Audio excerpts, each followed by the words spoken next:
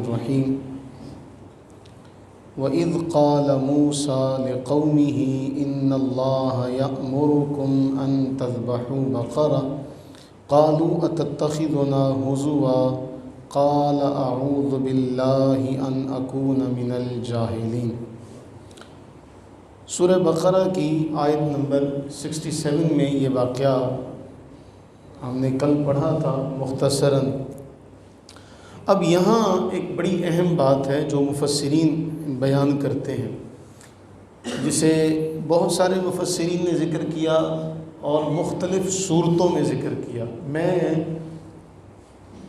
تفسیر ابن کثیر کے حوالے سے یہ واقعہ ذکر کر رہا ہوں، یعنی بہت سو نے اس سے الگ بھی ذکر کیا، لیکن جو ہم پڑھ رہے ہیں اپنے سبق میں یہ کس سے پڑھ رہے ہیں؟ تفسیر ابن کثیر سے پڑھ رہے ہیں، اور اس کا ایک حصہ جو ہے علامہ جلال الدین سیوطی رحمہ اللہ نے تفسیر در منصور کے اندر بھی نقل کیا۔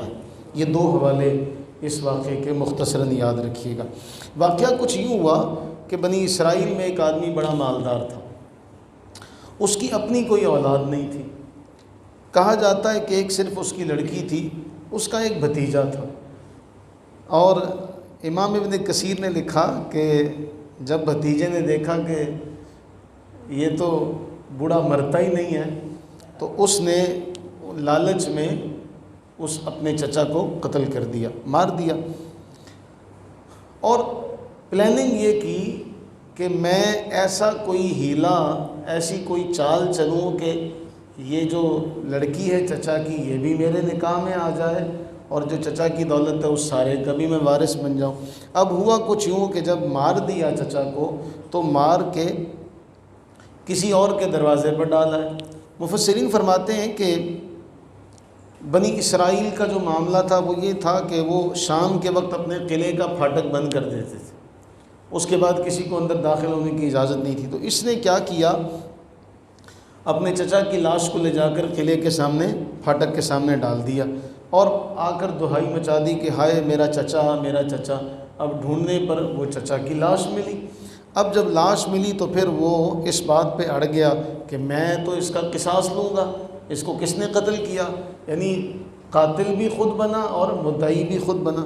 موسیٰ علیہ الصلوۃ والتسلیم کے پاس آئے، اور پھر ہم نے کل یہ تفصیل سے پڑھا کہ کسی بھی گائے کو ذبح کر دیتے ان کے لیے کافی تھا، لیکن انہوں نے سوالات کا دروازہ کھولا کہ گائے کیسی ہونی چاہیے، پھر اس کے بعد اس کا رنگ کیسا ہونا چاہیے، وہ کس طرح کی ہونی چاہیے۔ اب دیکھیں قرآن نے جو فیصلہ کیا کہ لا فارد ولا بکر، نہ بڑی ہو نہ بہت زیادہ چھوٹی ہو، درمیانی ہو، رنگ بھی اس کا زرد ہو، اس سے کوئی کام بھی نہ لیا گیا۔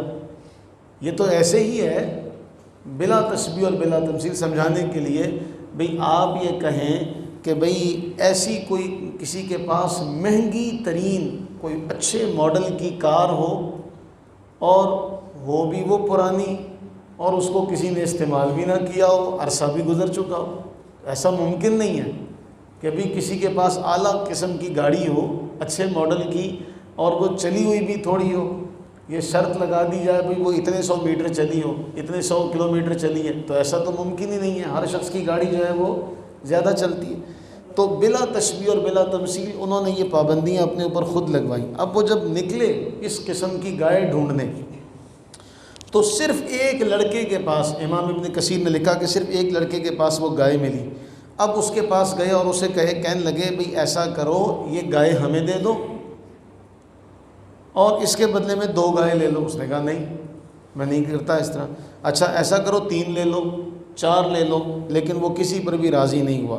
پھر وہ موسیٰ علیہ السلام کے پاس گئے کہ اے اللہ کے نبی وہ تو راضی نہیں ہوتا، اور اس گائے کے بغیر ہمارا مسئلہ حل نہیں ہوتا۔ تو موسیٰ علیہ الصلوۃ والتسلیم نے فرمایا بھئی ٹھیک ہے جاؤ جیسے بھی ہے، اب تم نے خود پابندیاں اپنے اوپر لگوائی ہیں، اسے راضی کرو اور گائے خریدو۔ اب یہ ہوا کہ گائے کے وزن کے برابر سونا دیا گیا، گائے کے وزن کے برابر سونا دیا گیا، تب اس نے اپنی گائے بیچی۔ یہ واقعہ امام ابن کثیر نے لکھا۔ اچھا اس میں ایک اور بھی اضافہ کیا گیا جو مفسرین نے کیا ہے کہ اسے پیشکش کی گئی، اسے کہا گیا کہ بیچ دو، لیکن اس نے نہیں بیچی۔ وہ فرما بردار کتنا تھا اس کے بارے علامہ ابن کثیر نے لکھا کہ وہ اتنا فرما بردار تھا کہ ایک مرتبہ اس کا باپ سویا ہوا تھا، اس کا باپ سویا ہوا تھا، سودا ہوا، اور ایک سوداگر ایک قیمتی ہیرا بیچتا ہوا آیا، کہنے لگا کہ میں اسے بیچنا چاہتا ہوں۔ تو لڑکے نے کہا میں اسے خریدوں گا، قیمت طے ہوئی 70,000۔ تو لڑکے نے کہا ذرا ٹھہرو، جب میرے والد جاگیں گے تو میں ان سے کنجی لوں گا، جب میرے والد جاگیں گے میں ان سے کنجی لوں گا، آپ کو قیمت ادا کروں گا۔ اس نے کہا نہیں، ابھی قیمت دو تو 10,000 کم کر دیتا ہوں۔ اس نے کیا کہا کہ میرا ابا جاگے گا تو کنجی لوں گا، 70,000 تمہیں دے دوں گا۔ انہوں نے کہا نہیں، اگر ایسا ہے تم ابھی مجھے دو تو میں 10,000 کم کر دیتا ہوں۔ اس نے کہا میں اپنے والد کو جگاؤں گا نہیں، میں اپنے والد کو، اگر تم ٹھہر جاؤ میرے ابا کے جاگنے تک تو میں 70 کے بجائے 80 تمہیں دے دوں گا، لیکن میں اپنے ابا کو جگاؤں گا نہیں۔ یہ ہمارے بچے خاص طور پہ سنیں، میں اپنے ابا کو جگاؤں گا نہیں۔ تاجر نے کہا اچھا ایسا کرو 30,000 قیمت دے دو۔ میں نے کہا نہیں، میں ابا کو جگاؤں گا، 1,00,000 لے لینا، لیکن ابا کو جگاؤں گا نہیں۔ جب میرے ابا جاگیں گے میں انہیں جگاؤں گا نہیں، جب وہ جاگیں گے پھر تم اس کا 1,00,000 لے لینا، لیکن میں اپنے ابا کو جگاؤں گا نہیں۔ وہ ناراض ہو کے چلا گیا۔ یہ تھی اس کی فرما برداری، جس فرما برداری کی وجہ سے اللہ نے یہ انعام دیا۔ میں ایک حدیث آپ کو سناؤں، اور واللہ آپ حیران ہو جائیں گے۔ ہم آج دوڑ رہے ہیں نا دنیاوی علوم کے پیچھے، اور اگر ہم دین کو سمجھیں، اس سے پہلے یہ روایت آپ نے نہیں سنی ہوگی، یہ امام طبرانی نے طبرانی صغیر میں یہ روایت نقل کی، اور رسول اللہ صلی اللہ علیہ وسلم نے فرمایا، اب جو روایت ہے وہ بڑی اہم ہے۔ اللہ کے نبی صلی اللہ علیہ وسلم فرماتے ہیں کہ اگر دشمن گھر کے دروازے کے پاس پہنچ جائے پھر بھی اپنے والدین کی اجازت کے بغیر اس سے لڑ نہیں سکتے۔